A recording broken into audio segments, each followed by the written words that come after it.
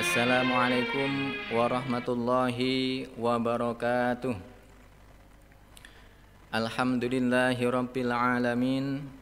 Wassalatu wassalamu ala asrafil anbiya'i wal mursalin sayyidina wa maulana Muhammadin, amma ba'du.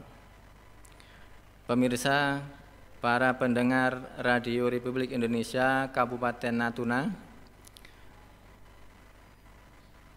selamat menunaikan ibadah puasa Ramadan tahun 1444 Hijriah, dan semoga ibadah puasa kita dapat diterima oleh Allah Subhanahu wa Ta'ala.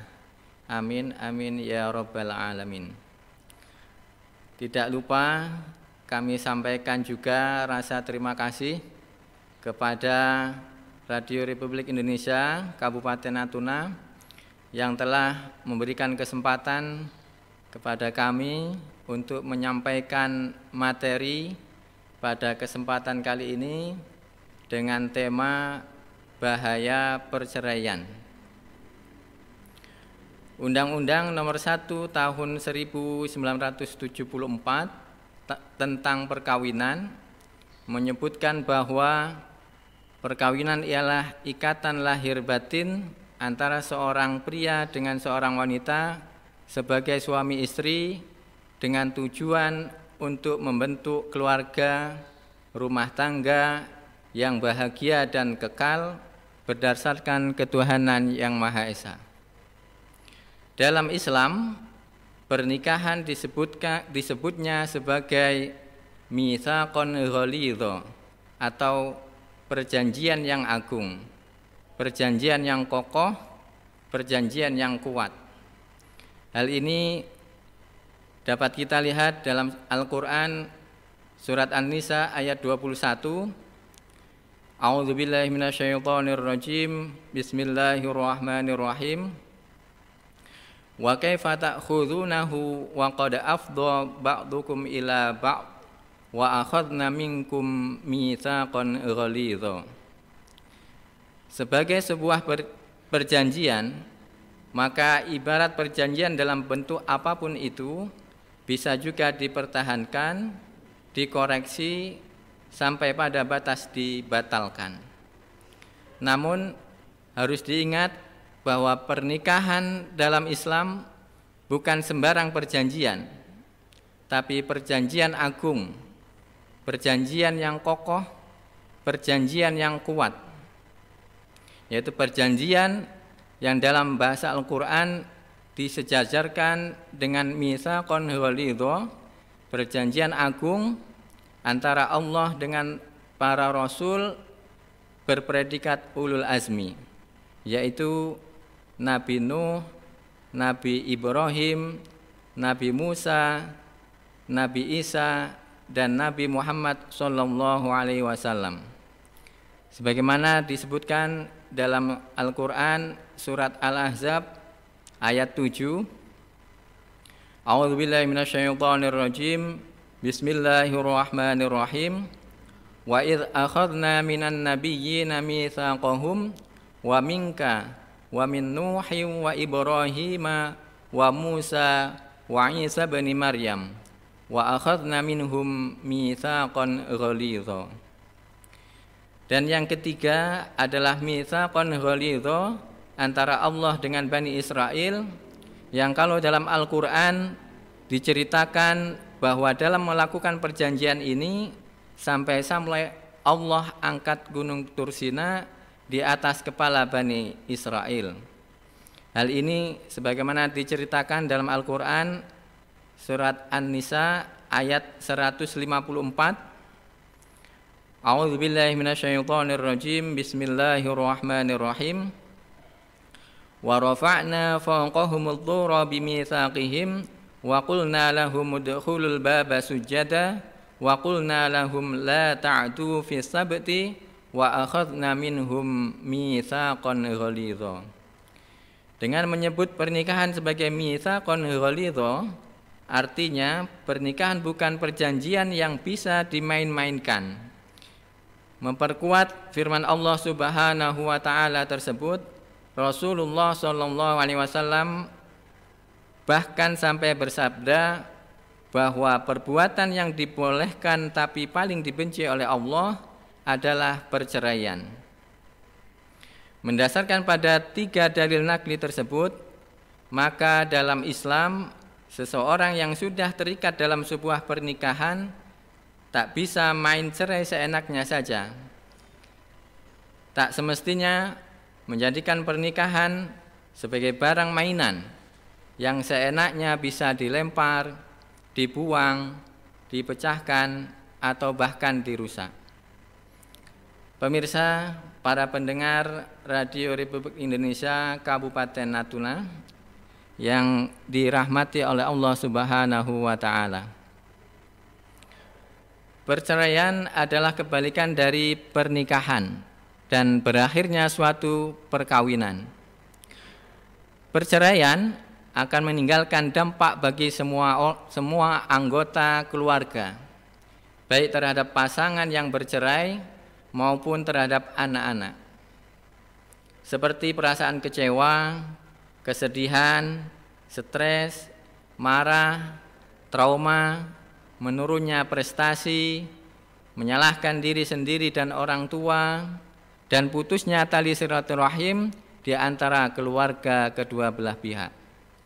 Terlebih bagi anak usia remaja, maka anak akan mengalami gangguan emosional dan akan lari pada kenakalan remaja dan bahkan narkoba. Mungkin bagi sebagian anak, perceraian orang tua bukanlah bagian tersulit, tetapi sebaliknya, dampak yang menyertainya lah yang membuat perceraian menjadi terasa berat.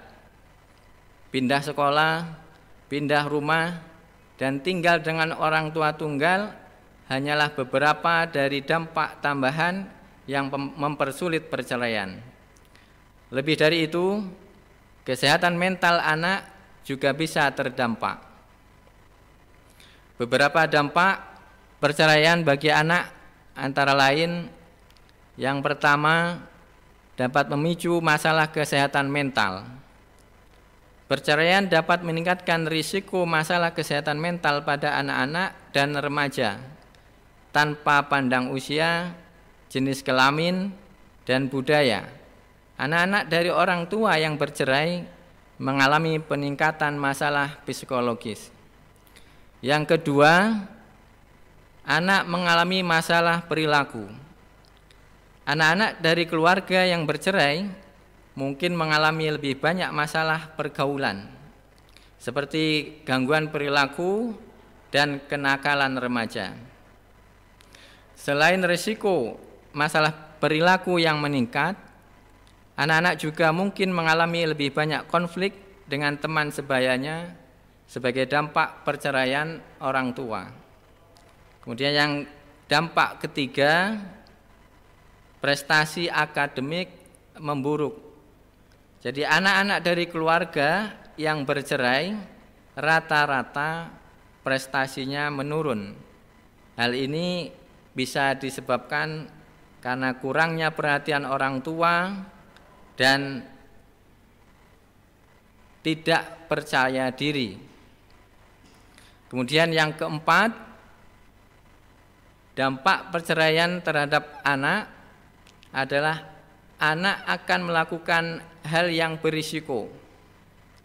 Remaja dengan orang tua yang bercerai lebih mungkin untuk terlibat dalam perilaku berisiko, seperti penggunaan narkoba dan aktivitas seksual dini. Di pengadilan misalnya, pengajuan dispensasi kawin tidak sedikit yang alasannya itu adalah masalah kenakalan remaja. Dan ini harus menjadi tanggung jawab bagi orang tua dalam mendidik anak-anak mereka.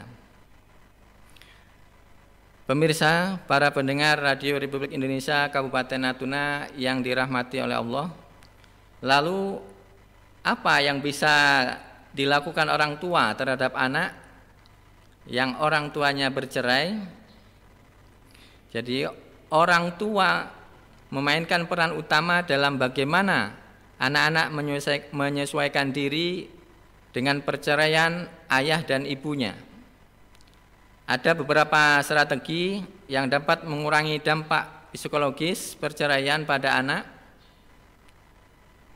Antara lain, yang pertama, hindari konflik saat bersama anak. Karena ketegangan kecil di antara orang tua dapat membuat anak menjadi stres dan menderita. Jadi cobalah untuk bekerja sama menjadi orang tua yang baik saat bersama anak. Kemudian yang kedua, hindari menempatkan anak di tengah. Meminta anak untuk memilih orang tua. Jadi meminta anak untuk memilih orang tua mana yang paling disukai itu bukanlah tindakan yang tepat. Karena ini akan membuat anak menjadi lebih stres dan depresi. Kemudian yang ketiga, pertahankan hubungan yang sehat. Komunikasi yang positif, kehangatan orang tua, dan tingkat konflik yang rendah dapat membantu anak-anak menyelesaikan diri dengan perceraian secara lebih baik. Kemudian yang keempat, konsisten untuk selalu disiplin. Artinya tetapkan aturan yang sesuai dengan usia dan tindak lanjuti dengan konsekuensi bila diperlukan. Yang kelima, pantau remaja lebih dekat. Perhatikan dengan seksama apa yang remaja lakukan, dengan siapa mereka menghabiskan waktu. Kemudian yang keenam, berdayakan anak.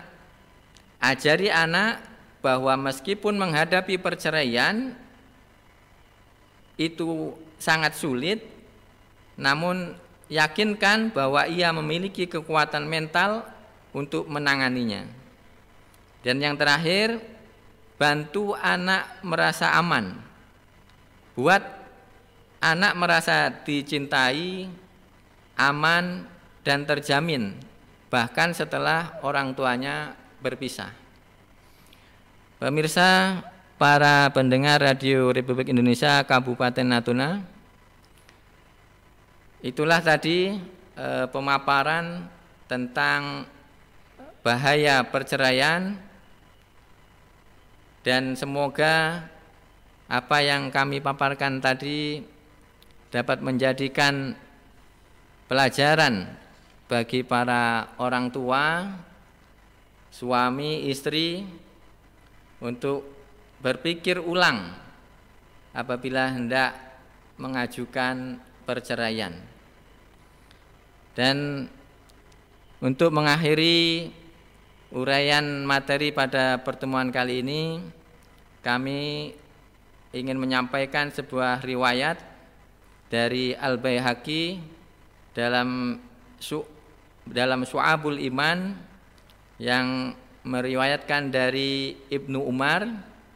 Disebutkan bahwa didiklah anakmu karena sesungguhnya engkau akan dimintai pertanggungjawaban mengenai pendidikan dan pengajaran yang telah kau berikan kepadanya, dan engkau akan ditanya mengenai kebaikan dirimu kepadanya serta ketaatannya kepada dirimu. Semoga keluarga kita senantiasa dijaga oleh Allah Subhanahu wa taala dan dijadikan keluarga yang sakinah, yang di dalamnya terhadap mawaddah dan rahmah. Demikian, kurang lebihnya mohon maaf. Billahi taufik wal hidayah. Assalamualaikum warahmatullahi wabarakatuh.